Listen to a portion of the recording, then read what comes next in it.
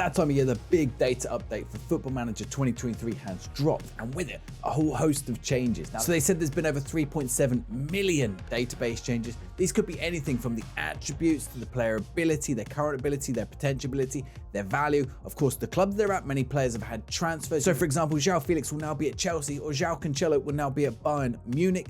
They're both on loan, of course. So you'll see lots of different database changes. These could be tiny things, small attribute changes as well. I've noticed quite a few. For example, go look at the Arsenal team, or there's some Danish players, some Georgian players who have also increased in value, and some naturally will have taken a drop based on their real life performances. In addition to that, they've listed a number of changes in the log, and some of the stuff that perhaps we've all been waiting for. Of course, stability and crash fixes, that's to be expected. Anything that crashes the game, they're going to definitely work on that kind of thing. But some of the match engine changes are quite interesting. So there's been fixes to reduce the number of bad touches in certain areas of the pitch. There have been fixes to defenders to make sure they know how to respond to crosses, to respond how to long balls, particularly from the goalkeeper. Reaction to the way in which they play their passes forward to attacking teammates as well, and the number of erratic long shots that are being taken. And other things like tracking back, so the wide attacking players, how they track back when defending. That might be something like this that I had when I was in charge at Pompey. There's also been some tweaks to attacking players to make sure they support counter-attacks quicker, and they're quicker to respond to when a counter-attack is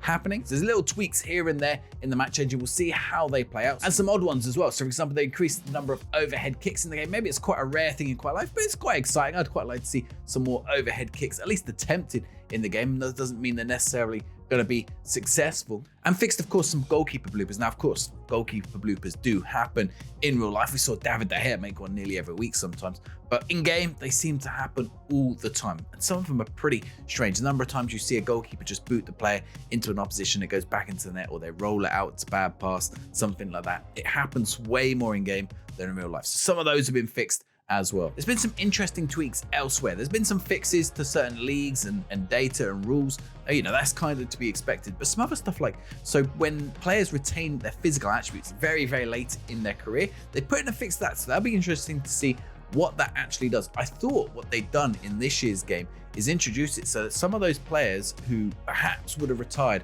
much earlier in maybe FM19 or FM18, and I think this is something they sort of brought in last year, they made them go a little bit longer if they had that natural fitness. Someone like Chiro Immobile, actually I saw this in FM22 as well, and Chiro Immobile at nearly 40 with really good physical attributes. And you can see in real life there are players like that. Look at Cristiano Ronaldo now, look at Zlatan Ibrahimovic still playing at 42, even though he's done his ACL. These players can go much longer in real life than they used to be able to, but at the same time, you have players at the other end, Higuain, for example, retiring at 33. And I'll put the whole change list down below. It's over on the Sports Interactive forums. You can go have a look at it yourself, see if there's any particular fixes. There's fixes, for example, for draft mode. Apparently the pause bug is fixed, so I'm gonna go check that out myself shortly to make sure that constant pausing doesn't happen to me. So let me know down below what you think of this big data update. Is it good? Has it fixed all the problems that we've been having in FM23? Does it make FM23 a much better game, or have they missed the mark this year? Let me know down below. While you're down there, give this video a thumbs up and subscribe.